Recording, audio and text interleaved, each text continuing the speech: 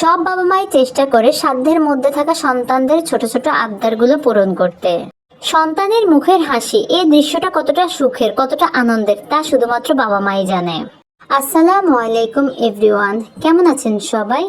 আরেকটা নতুন ভিডিও আপনাদের সাথে শেয়ার করছি। ভিডিওটি যদি আপনাদের ভালো লাগে তাহলে অবশ্যই শেয়ার দিয়ে পাশে থাকবেন।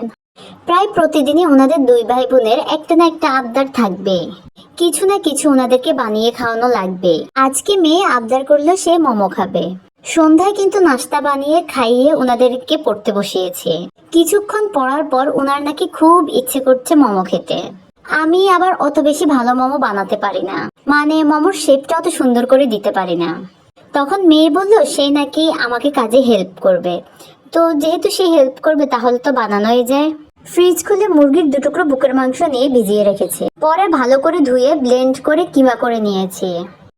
এরপরে একে একে কিছু গাজর, পরিমাণ মতো পেঁয়াজ কুচি, কাঁচামরিচ কুচি, স্বাদ মতো লবণ, সয়া সস, হাফ চামচের মতো আদা রসুন পেস্ট, হাফ চামচের মতো তিল, হাফ চামচ গোলমরিচের গুঁড়া এবং পরিমাণ মতো কিছুটা গরম তেল দিয়ে ভালো করে মিক্স করে নিয়েছি। মুরগির কিমাটা রেডি করে এক সাইডে রেখে রুটির আটা করে নেব। যেভাবে আমরা রুটির আটা করি ঠিক সেভাবে আটা করে নিয়েছি।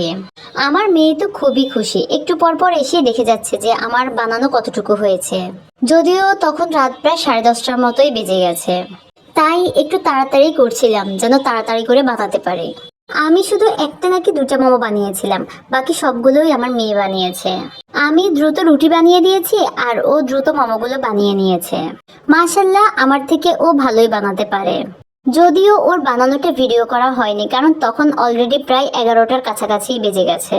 তাই কোনো রকমে একটার ভিডিও করে বাকিগুলো তাড়াতাড়ি করে বানিয়ে নেওয়া হয়েছে।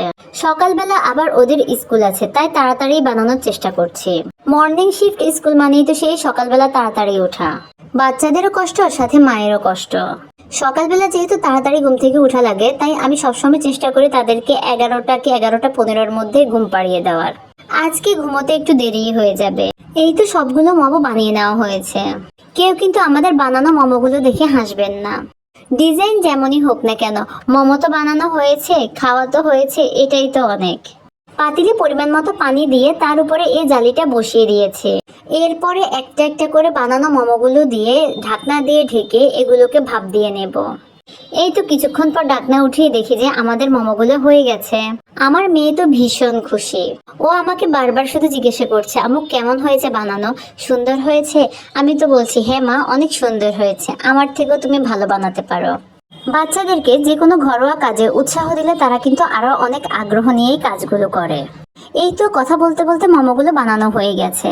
কে আগে খাবে এটা নিয়ে আবার দুই ভাই বোনের মধ্যে মারামারি শুরু। আমি মেয়েকে বলেছি আগে খাওয়ার জন্য, যেহেতু সে আজকে অনেক কাজ করেছে। দুজনেই অনেক খুশি, আর তাদের খুশি দেখে আমিও খুশি। আর আজকে এই পর্যন্তই, ধন্যবাদ।